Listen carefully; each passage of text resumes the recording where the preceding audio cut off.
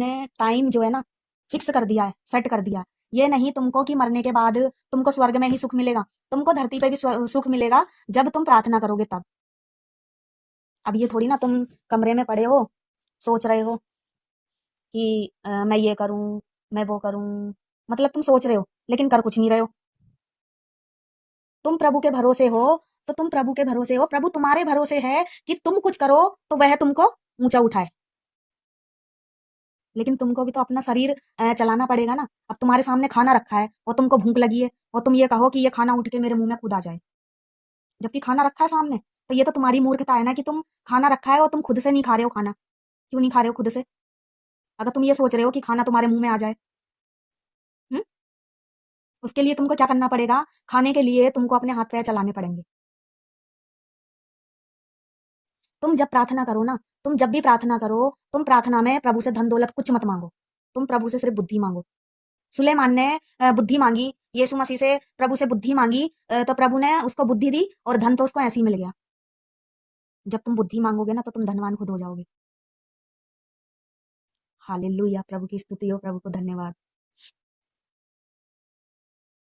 मैं पूरी कोशिश कर रही हूँ कि मैं प्रभु के अनुसार अपना जीवन जीऊँ और प्रभु के वचन के अनुसार मैं चलूँ। मेरे मुंह से कुछ गलत ना निकले, मेरे मुंह से किसी की बुराई ना हो। मैं चाहती हूँ जिस एरिया में मैं रह रही हूँ, जिस एरिया में मैं रह रही हूँ, वो लोग जानने पाएँ कि मैं कौन से प्रभु की जो है महिमा करती हूँ, कौन से प्रभु को मैं मानती हूँ। लोगों को ये लगना चाहिए।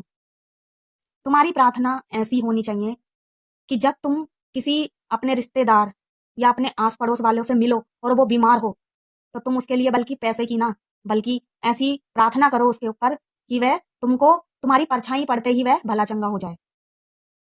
ऐसे बनो तुम, ऐसे बन जाओ तुम कि जब तुम किसी से मिलो तो वो कहे हाँ भाई इस बंदे में कुछ तो बात है। तुम्हारे व्यवहार से ये ना लगे कि तुम यीशु मसीह को मानते हो लेकिन तुम हरकतें कौन सी करते हो। क्या गैर यहूदी ऐसा नहीं करते थे? हम्म? गैर यहूदी भी तो ऐसा ही करते थे। तो प्रभु ने कहा तुम ढोंगियों की तरह प्रार्थना मत किया करो, ढोंगियों की तरह तुम उपवास मत करो। हालेलुया। मैं ये इसलिए बोल रही हूँ क्योंकि मैंने प्रभु से कहा, प्रभु मैंने तुझ में विश्वास किया और तूने मुझे चुना तो तू मुझे इस्तेमाल कर और अपनी बुद्धि से मुझे भर दे। मैं जहाँ कहीं भी जाऊं वह घर आशीषित हो जाए और जो उसमें बीमार हो मेरे हाथ रखते ही वह भला चंगा हो जाए और मेरे मुंह से कुछ गलत ना निकले। मेरा उठना बैठना चलना फिरना सब तुझको भाता रहे। मैंने प्रभु से ये कहा। बहुत हो गया, मुझे नहीं ऐसा जीवन जीना, मैंने प्रभु को बोला। मैं जिस किसी से मिलती थी, मैं जिस किसी से बातें करती थी, मैं अपना दुख लेके जब बैठती थी मेरी आंखों से आंसू बहने लगते थे, झट आंसू निकल जाते थे मेरी आंखों से। मैंने कहा प्रभु ये ठीक नहीं है। मैंने कहा ये ठीक नहीं है। मैं तेरी बेटी हूँ, मैंने तुझ में विश्वास किया है तो मैं बस तेरे आगे रहूं, मैं किसी इंसान के आगे ना रहूं। मैंने प्रभु को ये बोला।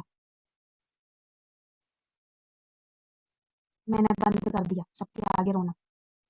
अब मैं यीशु मसीह के आगे रोती हूँ।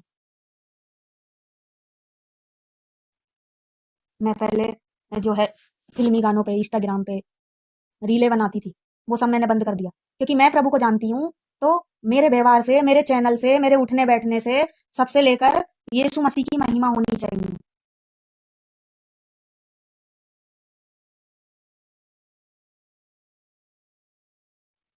मैं ऐसा बनना चाहती हूँ कि मैं हर वक्त प्रभु की महिमा करूं और दूसरों को भी बताऊं। जब मेरी आंख का तिनका मैं नहीं निकाल सकती तो मैं दूसरे के आंख का तिनका कैसे निकालूंगी? मैंने प्रभु से कहा। जब मेरी आंख में कूड़ा पड़ा है तो मैं दूसरे की आंख का कूड़ा कैसे निकालूं? मुझे पहले अपनी आंख का कूड़ा निकालना है ना, तब मैं दूसरे की आंख का कूड़ा निकालूंगी ना। मान लो मैं बीड़ी सिगरेट पीती हूँ तो मैं दूसरे से कैसे कह सकती हूँ कि तू मत पी, इससे कैंसर होता है? ये तो मुझे भी पता है ना क्या होता है। हुँ? जब उस चीज को मैं नहीं छोड़ रही तो मैं दूसरे से कैसे कहूँ कि तू छोड़? पहले अपनी आंख का लट्ठा तो निकाल ले, जब तो दूसरे की आंख का लट्ठा तू निकालेगा। है? तो इसलिए मैंने कहा प्रभु के वचन के अनुसार जीना, चलना कोई आसान बात नहीं है। मैंने एक वीडियो डाला था, उस वीडियो में मैंने ये डाला था जो सबसे ज्यादा प्रार्थना करते हैं और सबसे ज्यादा बाइबल पढ़ते हैं, तो मैंने कहा सबसे ज्यादा खतरनाक लोग भी वही होते हैं। क्यों? क्योंकि वो सब ना दिखावा करते हैं और ऊपर ऊपर से करते हैं। मैंने ये नहीं कहा कि यीशु मसीह गलत है। मेरा कहने का मतलब ये था कि जब तुम प्रार्थना कर रहे हो तो अपना व्यवहार भी ठीक करो। जैसी तुम प्रार्थना कर रहे हो उसके अनुसार तुम चलो भी तो, उसके अनुसार तुम जीवन भी तो जियो, है? क्योंकि प्रभु ने भी कहा है, या तो तुम ठंडे हो जाओ या तुम गर्म हो जाओ, कुनकुने मत रहो, है?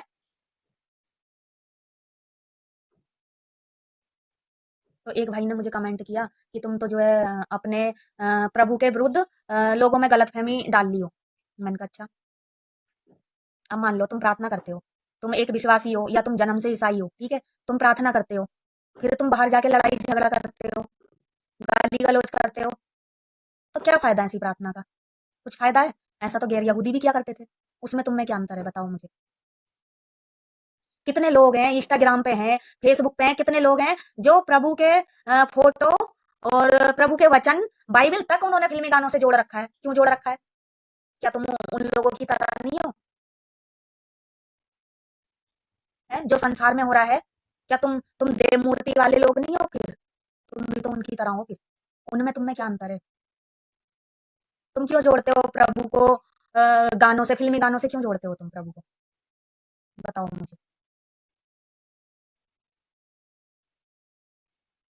जब हम प्रार्थना करते हैं ना, तो उसके अनुसार हमको जीवन भी जीना पड़ेगा, उसके वचन के अनुसार हमको चलना पड़ेगा। नहीं तो तुम बिल्कुल उसको त्याग दो, मत करो। दो नाव पे मत चलो वरना टांगे चिढ़ जाएंगी। एक नाव इधर जाएगी और एक नाव इधर जाएगी, हट जाओगे बीच में से।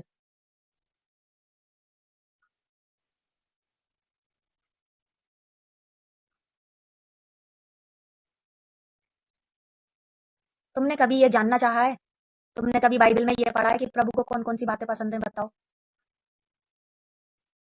हमारी मूर्खता है कि हम प्रार्थना नहीं करते, हमारी मूर्खता है कि हम बाइबल नहीं पढ़ते, रोते फिरते हैं कि हम कर्जे में हैं, हम परेशान हैं, हम गरीब हैं। कभी उसके आगे रोए हो? कभी तुमने कहा है उससे एक बार भी, है? तुमने कहा है किसी से? लोगों से कहते हो, तुमने प्रभु से कहा है? कभी रोए हो उसके आगे घुटना टेक के? भाई हमारे लिए प्रार्थना करना, हमारा ये चल रहा है, हमारे घर में ये हो गया, हमारे घर में वो हो रहा है? हैं? तुमने कभी प्रभु से कहा कि प्रभु मैं तेरे आगे घुटने टेक रहा हूँ, टेक रही हूँ, कि मैं इस मुसीबत में हूँ, मैं इस परेशानी में हूँ, तेरे वचन में ऐसा लिखा है, तो तू ये वचन मेरे जीवन में पूरा कर? तुमने कभी यीशु मसीह से कहा? बताओ। मैंने एक बात सीख ली है, तुमको जो टेंशन, डिप्रेशन होता है ना, उसको करके मत बैठो, चिंता करके मत बैठो, उस चीज का सोल्यूशन निकालो। और नहीं निकलता तो चीज के लिए प्रार्थना करो। उसको लेकर के क्या तुम अपनी सेहत अच्छी कर सकते हो? क्या तुम चिंता करके अपना एक भी बाल काला या सफेद कर सकते हो? प्रभु ने तो कहा है, चिंता ना करें, हर जरूरत में प्रार्थना करें। कितने लोग करते हैं प्रार्थना? कौन करता है प्रार्थना? वो सैड हो जाते हैं और सैड गाने लगा देते हैं, स्टेटस लगा देते हैं। किसको दिखा रहे हैं? दुनिया को दिखा रहे हैं। मैं करती थी, और मैं करती थी अभी तक, मैं करती आई हूँ। फिर मैं उधर से जब इधर आई, तो मैंने कहा मेरे जीवन में प्रार्थना बहुत जरूरी है। लोगों के आगे रोने से अच्छा है मैं यीशु मसीह के आगे रोऊं और उससे कहूं,